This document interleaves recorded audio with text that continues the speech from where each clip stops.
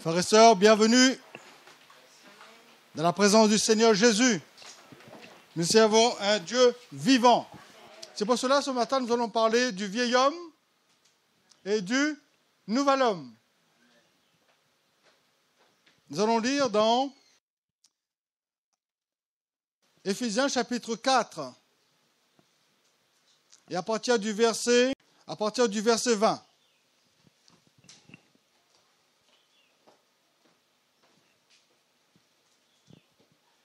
Ok? On peut lire?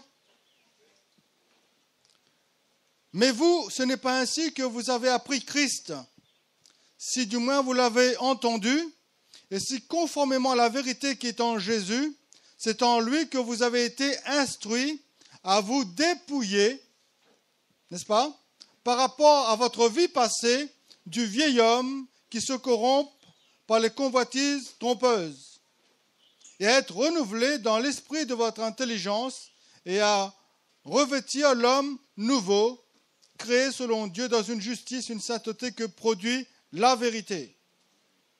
C'est pourquoi renoncez au mensonge et que chacun de vous parle selon la vérité à son prochain, car nous sommes membres des uns des autres. Si vous vous mettez en colère, ne péchez point, que le soleil ne se couche pas sur votre colère, et ne donnez pas accès au diable. Que celui qui est dérobé ne dérobe plus, mais plutôt qu'il travaille en faisant de ses mains ce qui est bien pour avoir de quoi donner à celui qui est dans le besoin. Qu'il ne sorte de votre bouche aucune parole mauvaise, mais s'il y a lieu, quelques bonnes paroles qui servent à l'édification et communiquent une grâce à ceux qui l'entendent.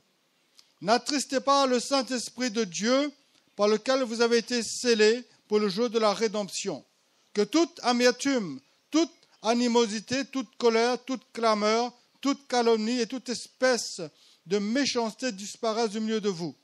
Soyez bons les uns envers les autres, compatissants, vous pardonnant réciproquement, comme Dieu vous a pardonné en Christ. Amen. Voilà, j'ai lu la suite, parce que la suite nous montre comment le vieil homme, le mensonge, n'est-ce pas, fait partie du vieil homme. Toute la calomnie, l'amertume, tout ça fait partie du vieil homme. C'est pour ça qu'il dit que nous devons nous dépouiller et nous ne devons plus être comme ça. Nous dépouiller du vieil homme et de ses œuvres. Frères et sœurs, Dieu nous a mis en Christ, n'est-ce pas? Le vieil homme nous parle de l'homme adamique. Le vieil homme nous parle de l'homme qui a été formé de la poussière de la terre. Le vieil homme nous parle de la vie naturelle.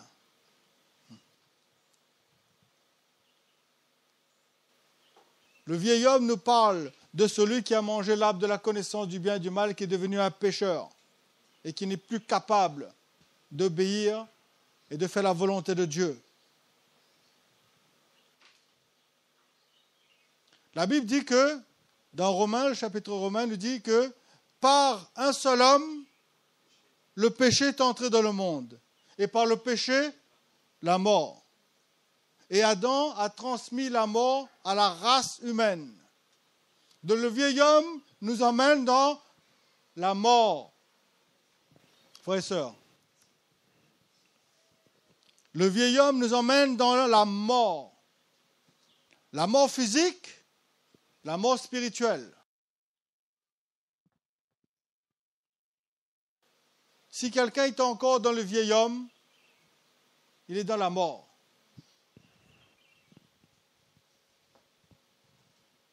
N'est-ce pas? Le vieil homme, lui, il a besoin de la religion pour servir Dieu. Le vieil homme, lui, il a besoin d'un système religieux. Il a besoin des principes. Il a besoin de doctrine pour servir Dieu. C'est pour ça que les gens observent les jours, tout ça, les mois, les années. Et dans ces moments-là, ils se réjouissent, ils se laissent aller. Voilà, c'est un moment d'euphorie, de joie, d'effervescence. Mais leur cœur est vide. Parce que Christ n'est pas en eux. Ils sont dans le vieil homme. Le vieil homme, lui, il a besoin de la religion pour servir Dieu. Et Dieu n'apprécie pas. Dieu ne veut pas de ces choses. N'est-ce pas? L'apôtre Paul, il parle aux Galates. Il dit aux Galates, je crains d'avoir travaillé en vain pour vous, parce que vous observez encore les mois, les années, les jours. Vous êtes en train encore d'observer ces choses. Parce que les Galates voulaient retourner sous la loi. La loi fait partie du vieil homme, la vieille création. Oui ou non? La Bible dit que ceux qui sont en Jésus-Christ sont de nouvelles créations. Les choses anciennes sont passées, voici, toutes choses sont devenues nouvelles, frères et sœurs. Il faut qu'on réforme. Il faut qu'on soit vrai avec Dieu. Il faut savoir ce qu'on a fait quand on a dit, Seigneur Jésus, je t'accepte comme mon Seigneur, comme mon Sauveur, et je te donne ma vie. Ce n'est pas de la religiosité, ça. C'est une alliance. Parce que Jésus a dit, voici le sang de la nouvelle alliance, versé pour beaucoup. Le Seigneur a versé son sang. Il a donné sa vie. Et maintenant, nous avons cru en lui, nous avons connu qu'il est le Christ, le Fils du Dieu vivant. Et nous avons fait alliance. Ou plutôt, il a fait alliance avec nous. C'est lui qui est venu. N'est-ce pas? On ne peut pas faire semblant. On ne peut pas jouer avec cela. N'est-ce pas? Donc, si quelqu'un est encore avec le vieil homme, il est vaincu. Le vieil homme, lui, il vit comme quelqu'un de la terre. Frères et sœurs, nous ne devons plus vivre comme quelqu'un de la terre. Aujourd'hui, les gens sont en effervescence, là. Ils ont la fièvre acheteuse. Ayant l'apparence de la piété, mais aimant le plaisir plus que Dieu. Ils ont une forme de piété, mais ils aiment le plaisir plus que Dieu. Allez regarder dans le culte ce matin, vous allez voir dans quel état sont les gens, les chrétiens soi-disant. Endormis, fatigués, découragés. Parce qu'ils vivent pour eux-mêmes, ils vivent pour leur ventre. Ayant l'apparence de la piété, mais reniant ce qui en fait la force. Frères et sœurs, il ne faut pas que nous soyons ainsi. Oui ou non? Le vieil homme, il a besoin de tradition. Le vieil homme vit avec la tradition, les coutumes, des principes légalistes. C'est pas moi qui le dis, hein? C'est la parole de Dieu qui le dit. N'est-ce pas? Allons lire je suis en train de parler de ça, mais allons lire dans Galates pour pas trop Galates chapitre 4, le verset 5. Autrefois, il dit, donc Galates, Paul dit aux Galatiens, dit, autrefois, ne connaissant pas Dieu, vous serviez des dieux qui ne sont pas de leur nature. Mais à présent que vous avez connu Dieu, ou plutôt que vous avez été connus de Dieu, comment retournez-vous à ces faibles et pauvres principes élémentaires auxquels voulez-vous vous asservir encore?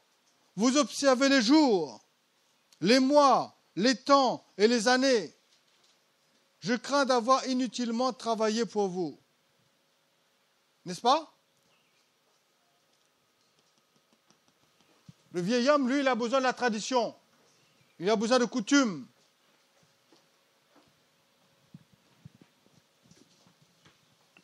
Il a besoin de principes pour servir Dieu. Frères et sœurs. C'est pour cela que la vie chrétienne, c'est une vie de révélation. N'est-ce pas? La vie chrétienne, c'est une vie de révélation. Tu peux connaître beaucoup de choses sur Jésus. Tu peux aller à la messe dimanche matin, mais tu es un grand rebelle dans ton cœur. Tu peux fréquenter les assemblées, mais tu es un étranger pour Dieu. Et beaucoup diront, Seigneur, nous avons fait beaucoup de miracles en ton nom. Le Seigneur dit, je ne vous ai jamais connu. Oui, je ne vous ai jamais connu. faites pas partie de la famille. Hein? On a parlé de la famille. Nous avons dit que nous sommes la famille de Dieu. Nous sommes nés de Dieu. Nous sommes engendrés de Dieu. Mais le Seigneur dira à certains, je ne vous ai jamais connus. Ils ont profité du Seigneur pour pouvoir s'enrichir et pour pouvoir bien remplir leur ventre. Ils ont vécu pour eux-mêmes et non pas pour le Seigneur. N'est-ce pas? Frères et sœurs, on doit vivre pour le Seigneur. Et quand on vit pour le Seigneur Jésus a dit, qu'est-ce que le Seigneur Jésus a dit? Le zèle de ta maison me dévore. Le Seigneur était zélé. Quand il a pris des fruits, il a renversé tous ces trafics dans sa maison, dans le temple. Les vendeurs de pigeons, les changeurs, les monnaies d'échange, tous ces animaux-là. Aujourd'hui, c'est comme ça. Dans le temple, dans la maison de Dieu, il y a toutes sortes de choses que Dieu n'apprécie pas. C'est pour cela que le Seigneur a dit qu'il viendra pour enlever les scandales dans sa maison. Et le jugement de Dieu commence par la maison de Dieu d'abord. N'est-ce pas? Le zèle de ta maison me dévore, frères et sœurs. Vous êtes zélés pour la maison de Dieu, n'est-ce pas? Ah oui, mais là, je ne peux pas, là, franchement, là, hier soir, j'ai fait la fête, là, je suis un peu fatigué. Là. Ah bon? Et pour la maison de Dieu, qu'est-ce que tu dis? Pour la maison de Dieu, là, il y a un culte, il y a une réunion, mais là, je suis fatigué, je ne peux pas. Ouais, mais là, tu as fêté la naissance du Christ hier soir, et tu ne peux pas te réjouir avec tes frères et sœurs, donner gloire à Dieu? Et tu crois que le Seigneur est d'accord avec ça? Tu crois que Dieu est d'accord, il t'applaudit? Non, le Seigneur n'est pas d'accord. Moi, je vous dis que le Seigneur n'est pas satisfait. Le zèle de ta maison me dévore. Le vieil homme, lui, il a besoin de système. Il a besoin de la religion. N'est-ce pas? Par un seul homme, la mort est entrée, le péché est entré. Et quand tu es dans le vieil homme, tu peux parler de Dieu, tu peux parler de Jésus, mais tes pensées sont contrôlées par Satan. Comme Pierre a joué, a dit, Seigneur, cela ne t'arrivera pas. Le Seigneur Jésus dit, aïe de moi, Satan. Pourtant, c'était à Pierre qui est en train de parler. Parce qu'il est en train de penser comme un homme de la terre. Quand on vit comme quelqu'un de la terre, frères et sœurs, tu peux crier Jésus, hein? Tu peux être excité. Tu peux sauter comme une puce. Et à un moment donné, tu te retrouves dans le caniveau. Dis, ah, caniveau. Les gens vivent dans l'excitation de l'âme, de la chair. C'est pas Dieu, ça. C'est pas parce que tu es excité, tu sautes, tu cries Alléluia. J'ai vu des gens, j'ai fréquenté des assemblées, on battait des mains. Les gars, fous. Alléluia, à chaque parole, Alléluia, Amen, Alléluia. Battez des mains. Le gars était homosexuel. Il vivait dans l'homosexualité. Oh, tu peux être excité comme une puce. Mais la vie chrétienne, ce n'est pas l'excitation. La vie chrétienne, c'est que tu te dépouilles du vieil homme là, de ses œuvres. Si tu as été instruit selon la vérité qui est en Jésus. Arrête un peu les raccommodages. La vie chrétienne, ce n'est pas du raccommodage. Oui ou non? Aujourd'hui, on veut raccommoder. On veut raccommoder. On veut essayer de faire que tout essaye de bien marcher ensemble. Compromission. Négligence. Laisser aller. Dans l'église, le péché est là, pas grave, du moment que tu donnes ta dîme. Les pasteurs travaillent pour leur ventre. Si tu donnes ta dîme, il n'y a pas de problème. C'est quoi ça? C'est ça l'église? Non, frère et sœur. Le vieil homme, ça. Oui ou non? Le vieil homme. Nous, on n'a pas besoin de principe légaliste pour servir Dieu. N'est-ce pas? La chair n'aime pas entendre ça. La chair aime entendre la bénédiction, la prospérité. Dieu me bénit, Dieu me bénit, Dieu me bénit. Voilà, je vais être béni. Dieu me bénit. Paul parle de renoncement. Paul parle de dépouillement. Paul parle de mourir lui-même, de perdre sa vie. Tu ne peux plus faire ce que tu veux. Dans le vieil homme, tu fais ce que tu veux.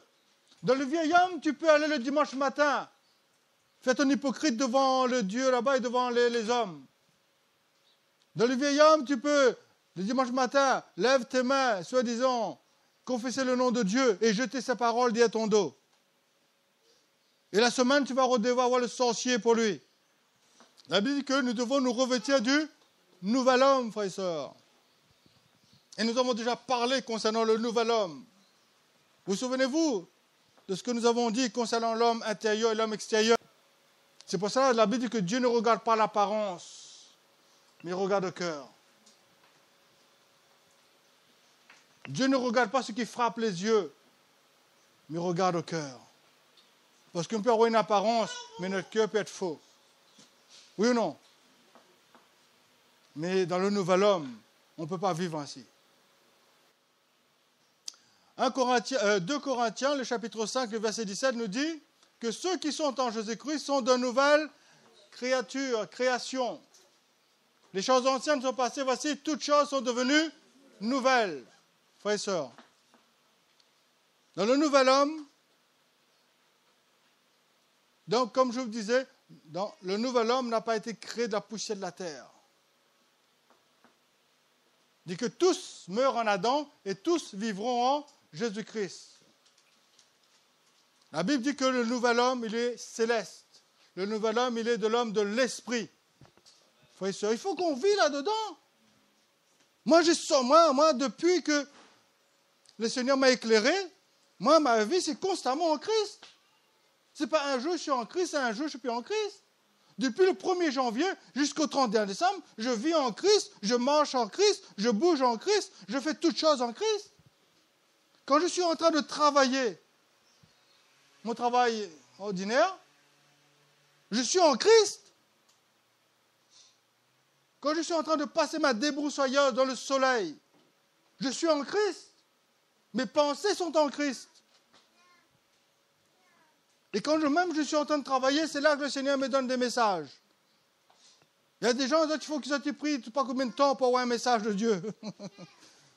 Il faut qu'ils prient, là, sinon il faut qu'ils soient sur Internet, là, pour essayer de trouver quelque chose. Du copier-coller. Il faut qu'il prie, il faut qu'il fasse pas combien de heures de prière. Mais moi, quand je suis en train de passer ma débroussailleuse dans le soleil, le Seigneur me parle. Parce que mes pensées sont en haut. Parce que je ne suis pas en train de rechercher les choses de la terre, moi. Moi, je suis en train de m'inquiéter pour le royaume de Dieu. Je suis en train de me soucier pour la volonté de Dieu. Je suis en train de m'inquiéter pour le plan de Dieu. Parce que je suis un fils de Dieu. Et je veux que le royaume de Dieu vienne sur cette terre. Vous voyez? Et le Seigneur me parle. L'Esprit de Dieu me parle. Parce que l'Esprit de Dieu parle en nous. Oui, non, nous sommes conduits par l'Esprit de Dieu. Et l'Esprit de Dieu nous parle. Ce matin, quand le Seigneur dit, qui enverrai-je? Le Seigneur me dit, regarde. Qui enverrai-je? Qui marchera pour nous? La Bible dit que le Seigneur est allé chercher des ouvriers de différentes heures pour envoyer dans son champ. Pourquoi restez-vous là sans rien faire? Va travailler dans mon champ. Arrête de tourner les pouces. Des chrétiens inutiles. Des chrétiens le dimanche matin. Hein? Dieu ne veut pas de ça, lui. Dieu veut des ouvriers dans son champ. Dieu veut des fils et des filles pour s'occuper de son royaume, pour s'occuper de ses affaires. Comme Christ a dit, le zèle de ta maison me dévore. Et sa volonté, le but de la vie de Jésus sur la terre, c'était d'accomplir la volonté de Dieu. Ce n'était pas de manger, boire et se divertir. Si Christ est ta vie, n'est-ce pas? Si Christ est notre vie, notre objectif, c'est de faire la volonté de Dieu. Dans Hébreu, il dit que tu n'as voulu ni sacrifice, ni holocauste, mais tu m'as formé un corps. Me voici, ô Dieu, pour faire ta volonté. Ce corps que Dieu nous a donné, ce n'est pas pour vivre comme nous voulons. Ce corps que Dieu nous a donné, c'est pour accomplir sa volonté. N'est-ce pas? Le nouvel homme, lui, Lui, ce qu'il veut, c'est la volonté de Dieu. Rien d'autre. Lui, c'est la volonté. Lui, il veut que les choses de Dieu. Il n'est pas intéressé à faire le touriste sur la terre, lui. Lui, son but, c'est la volonté de Dieu, le dessein de Dieu, le plan de Dieu. Frères et sœurs, nous avons besoin de comprendre ces choses et de réformer nos voies, n'est-ce pas? Et de discipliner notre chair. Qu'est-ce que Paul a dit? Je traite durement mon corps. C'est pas évident, hein? La vie chrétienne, c'est pas comme ça, frères et sœurs. Hein? Faut qu'on se ressaisisse. Il ne faut pas qu'on se laisse aller. On peut entendre des beaux messages, extraordinaires. Mais quelque temps après, chasse le naturel, il revient en galop. Le zèle de ta maison. Les chrétiens ne sont plus zélés. Le zèle de ta maison me dévore. Où est le zèle? Le Seigneur reproche aux églises, tu as abandonné ton premier amour. Tu n'es ni froid ni bouillant, mais je te vomis de ma bouche. Le zèle, frères et sœurs, on doit être zélé. La véritable création de Dieu, c'est Christ, en Jésus-Christ. C'est pour ça que la Bible dit bien, hein, en Christ. Ceux qui sont en Christ sont de nouvelles créations. N'est-ce pas? L'homme nouveau. Créé selon Dieu dans une justice et une sainteté que produit la vérité. L'homme nouveau, lui, il a la nature de Dieu. Il n'a pas besoin de principes, de techniques. Premièrement, deuxièmement, troisièmement. Non. L'homme nouveau, il vit comme Dieu. C'est pour ça, le Seigneur, lui, il ne s'inquiète pas pour l'homme nouveau, lui. Il connaît. Quand quelqu'un, lui, il vit dans cette dimension de vie, dans cette nature, tu peux l'emmener parmi les ivrognes, parmi les prostituées, il ne va pas faire de compromis, il ne va pas tomber de la travers. S'il est là, c'est pour les sauver. C'est pour le témoignage de Dieu. Ce n'est pas pour tomber dans l'ivrognerie, ni pour remplir le ventre de la gloutonnerie. C'est pour accomplir la volonté de Dieu, frères et sœurs. C'est pour ça que le Seigneur a dit, je vous envoie comme des brebis au milieu des loups. Pas rester comme ça là, sur une montagne, loin des hommes, retiré comme ça là, parce que de peur d'être contaminé. L'homme nouveau, il n'est pas contaminé par le péché. L'homme nouveau, il est incorruptible. Dieu ne peut pas se corrompre. Oui ou non? L'homme nouveau, il vit dans la justice, dans la sainteté, dans la vérité, parce que c'est sa nature. N'est-ce pas? La Bible dit que nous sommes nés de Dieu, frères et sœurs. Nous n'avons plus besoin de principes, de techniques. Non, de loi. L'homme nouveau il est régi par la loi de l'esprit de vie. C'est comme ça, frères et sœurs. Je n'ai pas besoin de tirer sur vous. Viens en réunion. Il y a une réunion ce soir. Viens. Vous êtes chrétien pour former le corps, pour faire travailler. Non, viens. Si vous êtes en train de vivre selon l'homme nouveau, il y a un zèle dans votre cœur. Pas besoin de dire, viens. Les frères, ce sont un ami. Hein? Quand est-ce qu'il y a des réunions là? J'ai envie de passer de communion avec les frères. J'ai un message. J'ai une exhortation. J'ai envie d'encourager le peuple de Dieu. J'ai envie de vraiment d'investir dans le peuple de Dieu. Parce que je veux voir les frères et sœurs en bonne santé pour servir leur Seigneur. Je vois l'Église avancer. Que l'Église avance, que l'Église n'avance pas. Alors on est là, on fait de la tradition le dimanche matin. Voilà. On est un peu tellement fatigué que... Tu comprends ce que je veux dire? Mais est-ce que Dieu peut nous utiliser comme ça? Non. Comme je le dis, Dieu n'utilise pas un vase sale. Quand on part chez quelqu'un, quand quelqu'un nous invite, il ne va pas nous donner un verre d'eau sale. Parce qu'on ne boira pas. Et c'est mal élevé d'offrir ces choses à des invités. Dieu, lui, veut des vases d'honneur, sanctifiés, purifiés pour de bonnes œuvres, pour faire éclater sa gloire. N'est-ce pas? C'est au travers de vous que Dieu passe. C'est au travers de l'Église que Dieu parle. N'est-ce pas? L'homme nouveau, c'est Christ. C'est l'Église qui est le corps de Christ. N'est-ce pas? Frères et sœurs, c'est pour ça que l'année va bientôt terminer. Cette année 2017, il faut que ça cartonne. Il faut que vous soyez réveillés, frères et sœurs. Hein? Il ne faut pas dire, oui, mais là, on a passé un moment d'excitation. Je ne suis pas en train de vous emmener une excitation là dans la vie. Hein? Ce n'est pas ça notre but. Notre but, ce n'est pas de vous exciter. Un petit moment, oh, fou, et ensuite, pouf, plus rien. Ce n'est pas ça le but. Le but, c'est de former Christ en vous. Que vraiment, vous puissiez prendre conscience de cette vie. Que vous êtes dans la nouvelle création de Dieu. Que c'est Dieu lui-même en vous qui va accomplir les choses. Si vous lui laissez la place. N'est-ce pas? Le nouvel homme, frères et sœurs. Aujourd'hui, on met des principes légalistes pour le chrétien, il donne. On met des principes. On ne peut pas mettre la dîme sur Christ.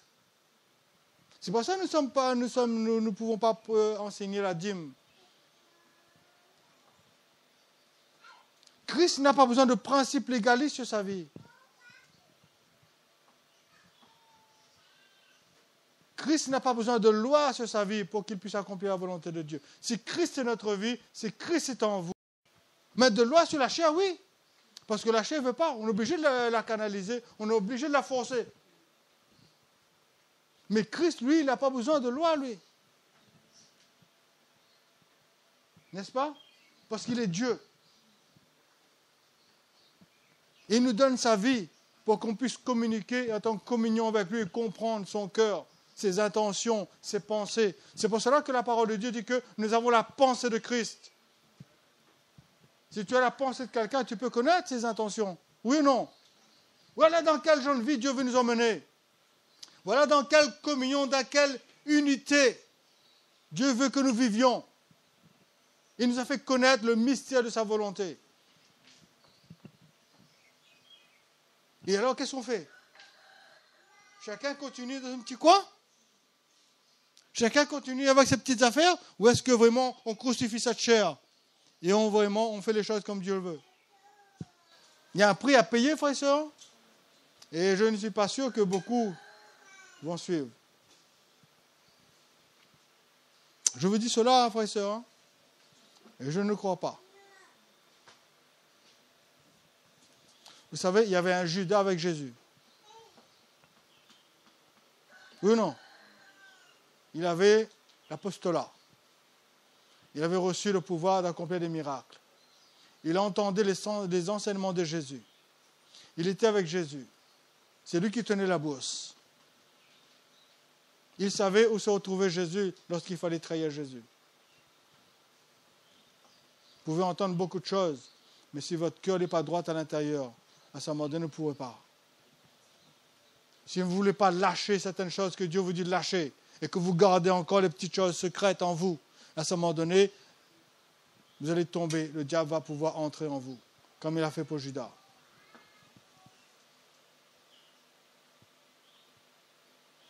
N'est-ce pas? Moi, je crois dans la sécurité éternelle.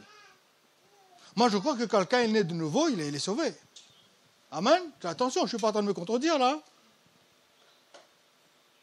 Mais moi, je ne sais pas dans mon cœur. Parce que la Bible parle des faux frères. La Bible parle des apôtres, soi-disant de Christ, déguisés. C'est des serviteurs du diable. La Bible parle des faux prophètes déguisés en vêtements de brebis. Tu ne connais pas, nous? C'est pour ça, si ton cœur n'est pas sincère, si ton cœur n'est pas vrai, à ce moment donné, tu peux entendre beaucoup de choses, mais si à l'intérieur tu n'as pas fait le ménage, tu tombes, le diable rentre et il t'emmène à faire des choses contraires à la volonté de Dieu. tu tombes dans des pièges. C'est pour ça que la Bible dit ne donnez pas accès. Quoi? Elle dit là, ne donnez pas accès au diable. Où on donne accès au diable? Dans nos pensées. Ève a été séduite dans ses pensées par le serpent. Faites attention, frères et sœurs, n'est-ce pas? Soyez vigilants. Ne laissez pas vos pensées naturelles. À des fois, c'est dans les conflits. À des fois, c'est quand nous passons dans des moments difficiles. C'est là que les choses se passent. Quand il n'y a pas de problème, quand tout va bien, alléluia, amen, super, oui. Là, on ne voit pas ça. Mais c'est quand on passe dans des conflits, quand on passe dans des moments difficiles, c'est quand on passe dans la fournaise, c'est là que cet homme nouveau se manifeste. C'est là qu'on voit quel homme se manifeste. Là, on ne contrôle plus, on se laisse aller dans nos pensées. Là, même la parole de Dieu, là on laisse. Parce que là, c'est nos pensées naturelles qui prennent le dessus. C'est notre justice, c'est notre raisonnement, c'est notre vie naturelle qui prend le dessus. Et là, la parole de Dieu n'agit plus, ne peut plus agir en nous. Parce que l'homme nouveau, lui, il est contrôlé.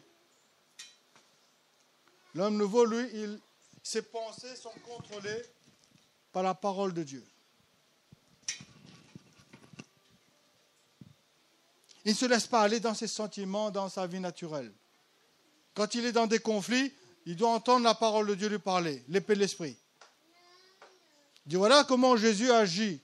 Voilà comment le Seigneur fait. Voilà comment le Seigneur parle. Dans telle situation, regarde comment il a agi. Et la Bible dit, ayant en vous les sentiments qui étaient en Jésus-Christ. Il ne faut pas nous laisser aller dans la vie naturelle et diabolique, ça.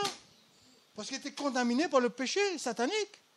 Le Seigneur a dit à Pierre, aïe de moi Satan, parce que tes pensées sont les pensées des hommes et non de Dieu. Quand tu penses comme un homme de la terre, tes pensées sont sataniques. Le diable te contrôle et te pousse à faire des choses contraires à la volonté et au plan de Dieu. Allons lire. Je termine. Pas trop m'étendre sur le sujet. On a d'autres occasions pour pouvoir partager.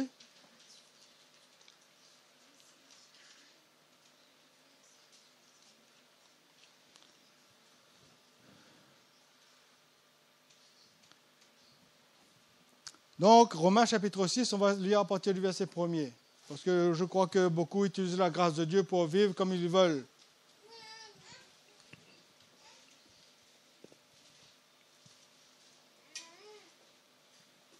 Il dit, Romains chapitre 6, verset 1er.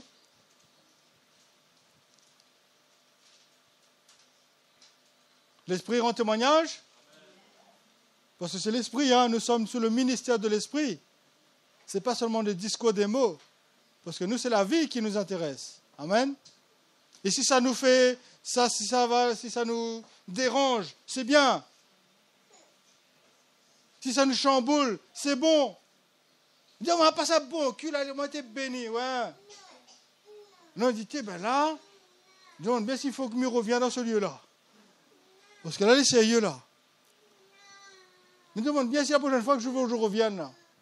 Parce que là, il m'en a trop. Non, nous, en tant que fils de Dieu, nous les libres, nous. Le fils demeure dans la maison du Père. Oui ou non? L'esclave, non.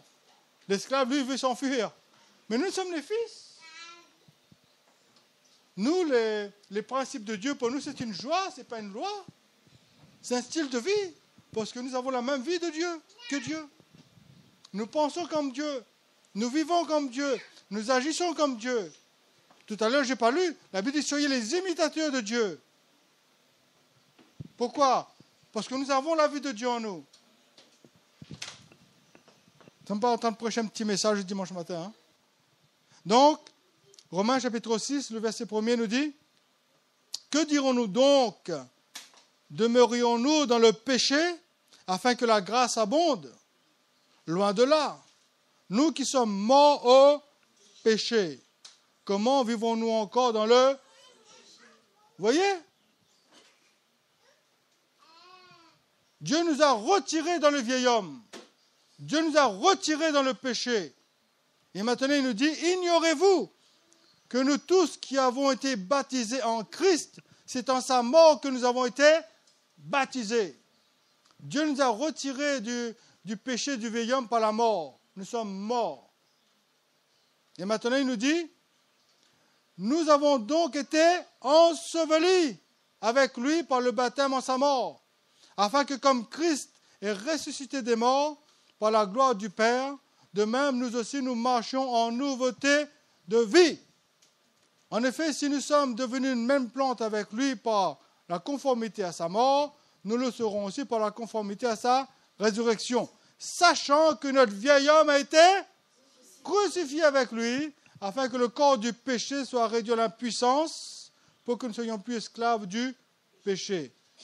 Car celui qui est mort est libre du péché. Qu'est-ce qu'il dit? Oh, si nous sommes morts avec Christ, nous croyons que nous vivrons aussi avec lui. Sachant que Christ, ressuscité des morts, ne meurt plus. La mort n'a plus de pouvoir sur lui. Amen.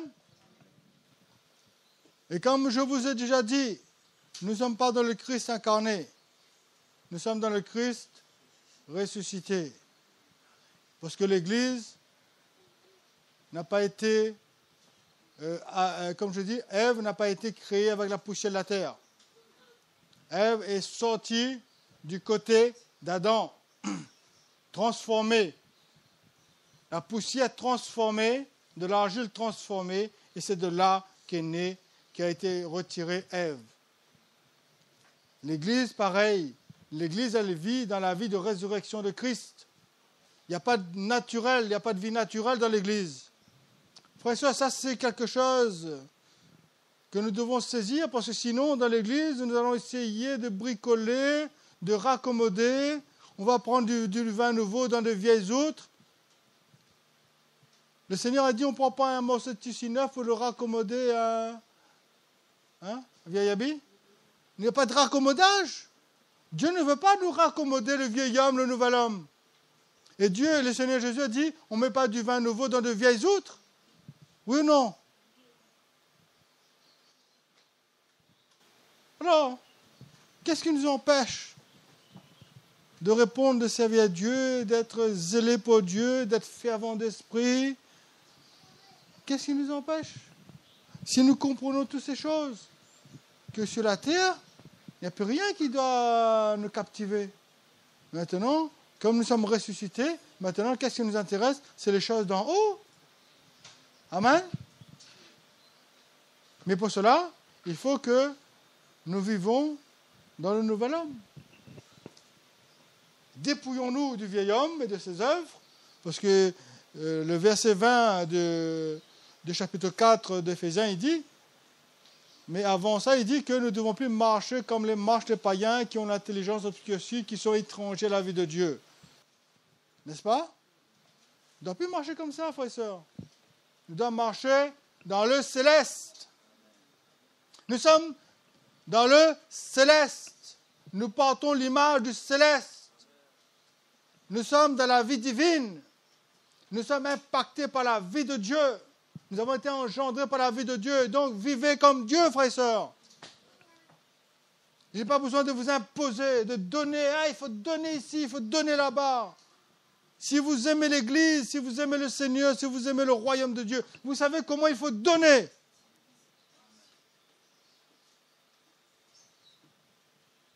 Comment prendre soin des uns des autres. La dîme, aujourd'hui on prêche la dîme, c'est un homme qui en profite. C'est un homme qui en profite, oui ou non? Belle voiture, belle maison, voyage, vêtements, chaussures, coûte des fortunes, beau restaurant, bon vin. Une fois, un frère m'a dit que, tu sais, quand le prophète Intel vient, on achète une bouteille de vin à 1200 €. Waouh! 1200 €? Ouais. Et quand Intel vient, il faut hôtel 3 étoiles. Ah! La dîme. Mais la parole de Dieu ne dit pas ça. La parole de Dieu dit qu'il n'y avait aucun indigent dans le peuple de Dieu. Oui ou non? Il n'y avait aucun indigent dans le peuple de Dieu. Parce que les choses étaient faites par le Saint-Esprit, que les cœurs étaient réveillés pour prendre soin des uns des autres. Il n'y avait aucun indigent.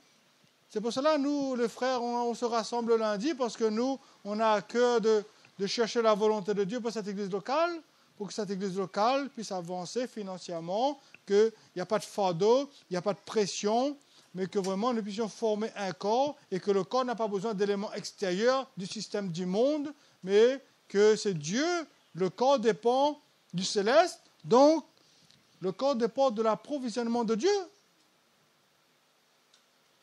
Vous voyez? Le corps, lui, dépend de Dieu. Ça veut dire que le corps doit croître selon la croissance que Dieu donne. Pas de système du monde. C'est pour cela que on doit comprendre et réformer notre mentalité adamique, tout ça en nous, cette vieille mentalité d'esclave que quand nous étions encore dans l'homme adamique, nous avons reçu les principes, les techniques, tout ça doit être renversé. Il faut que nous ayons la mentalité du royaume. Comprendre comment qu'au milieu de nous, il n'y a aucun indigent. Et ça, sans pression, sans dîme. Parce que nous connaissons que la dîme n'est pas de Dieu. La dîme terminée, ça. Et que Christ, on ne peut pas imposer Christ la dîme. Christ n'a pas besoin de loi, lui, pour faire la volonté de Dieu. N'est-ce pas? C'est l'Esprit qui doit agir en nous. On ne met pas de pression sur les gens parce que nous, ce que nous voulons, c'est que c'est l'Esprit qui doit témoigner à vos cœurs comment faire les choses pour Dieu. C'est l'Esprit qui vous conduit, c'est l'Esprit qui vous enseigne. C'est l'onction de Dieu qui vous enseigne. Et vous n'avez pas besoin que quelqu'un vienne vous taper de chaque fois dessus et manipuler la parole de Dieu pour vous essayer de toucher votre cœur d'un sentiment, des émotions pour que vous puissiez donner. C'est la vie de Dieu en vous qui vous emmène à faire les choses. C'est Dieu qui vous rend capable. Voyez, frères et sœurs, c'est extraordinaire de vivre comme ça. Et ça, c'est la vie de Dieu en vous. C'est la pensée de Christ. Amen. Que Dieu vous bénisse. Soyez encouragés. Moi, je suis encouragé, hein, croyez-moi. Hein. J'ai passé des vertes et des pas mûres. J'ai passé des chemins. Mais jamais j'ai abandonné. Il dit, Seigneur, pourquoi je passe ces difficultés? Seigneur, pourquoi ces situations? Seigneur, ici, Seigneur, ça. Et non. Moi, je n'ai pas posé, je n'ai pas essayé de raisonner avec Dieu, moi. Parce que c'est lui, s'il a permis ces circonstances, c'est parce que ça, c'est pour mon bien. C'est pour mon perfectionnement. Parce qu'il y avait des choses qui ont besoin d'être enlevées. Si Dieu me met de la fournaise, c'est parce qu'il y a des scories. Si Dieu me fait passer par le feu, parce qu'il y a des choses qui doivent être brûlées en moi, qui ne lui appartiennent pas. Si Dieu permet certaines circonstances, c'est parce qu'il veut faire éclater sa gloire. Et si tu es en train de chercher la richesse, c'est parce que tu es en train de t'inquiéter pour les choses de la terre. Oui ou non? Tu es en train de rechercher la richesse, c'est parce que là, tu n'as pas de foi là. Ce n'est pas la foi. Parce que tu es en train de t'inquiéter pour les choses de la terre. Tu es en train de t'inquiéter de ce que tu vas manger, de comment tu seras habillé, de comment tu vas vivre le lendemain. Le Seigneur dit que ce sont les païens qui recherchent ces choses. Oui ou non? Le Seigneur est clair, hein? Chaque jour suffit sa peine. Le Seigneur nous a dit, recherchez une seule chose, le royaume et sa justice, et toutes ces choses vous seront données par-dessus tout. Il y a des sujets sur lesquels on n'a pas besoin de prêcher. Quelqu'un, il sort dans le monde, il vient ici, là, ce matin, il n'a pas besoin de sentir pression d'argent sur lui. Il n'a pas besoin de sentir de pression d'argent. Il a besoin d'entendre l'évangile. Il a besoin d'entendre l'évangile qui va le libérer et qui va amener la solution à ses problèmes. Il a besoin d'avoir une rencontre avec Jésus. S'il est fatigué dans le monde, il vient dans l'église pour trouver du réconfort et la solution. Et on met encore une pression d'argent sur lui. Ce n'est pas intéressant. C'est pour cela, ici, dans cette église locale, j'ai dit aux frères et sœurs, quand on se rassemble, ou soit quand on aura des séminaires, ou soit quand on pourra louer une salle, il faut qu'entre nous, qu'on se concerte. Quand on invite quelqu'un, il est invité. Mais oui ou non? Quand il est invité, il est invité. On ne met pas de pression d'argent sur lui. On ne veut pas mettre les gens mal à l'aise. Encore de l'argent, invite à moi, mais prends-moi au piège. Parle avec les chrétiens, parle avec les églises. On met des sujets sur pied. Voilà, quand la personne vient ici avec ces problèmes-là, il ne faut pas qu'on mette encore un autre problème sur lui. Oui ou non? Frères et sœurs, la Bible dit que là où est l'Esprit de Dieu, là et là, pas mettre pression sur les gens. Ça ne sert à rien tout ça. On doit enseigner les gens la vie de l'Esprit.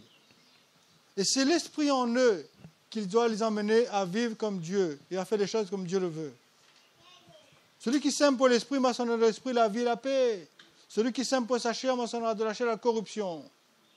Celui qui sème peu moissonne peu. Celui qui sème beaucoup moissonnera abondamment. Voilà le principe de Dieu. Parce que Dieu aime celui qui donne avec joie et sans contrainte. Et il faut arrêter de prendre l'Église pour une entreprise familiale qui fonctionne avec la dîme. Après, il dit, je suis riche, je suis béni, je suis riche. Non. Si on met des pressions sur les gens, et si on manipule la parole de Dieu pour que les gens donnent, normal. Je peux vivre avec 10 000 euros, voilà. Je fais 3 cultes. Il y a des églises qui font 3 cultes. Et chaque culte, c'est l'argent qui rentre.